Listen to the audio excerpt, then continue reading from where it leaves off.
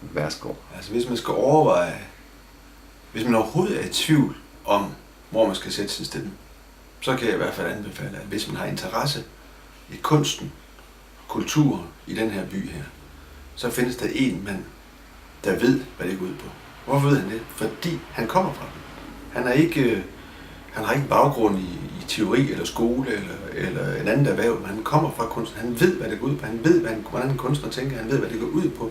Og hans interesse, stor interesse, det er at skabe muligheder for, at kunsten den reelt blomstrer i den her by. Så jeg vil sige, hvis bare du har en lille smule lyst til, at der på et tidspunkt skal være noget, der hedder kulturhovedstad i 17, og det så er på kunstens præmisser, så er der kun ét sted at sætte stemmen. Det er jo så. Go for it.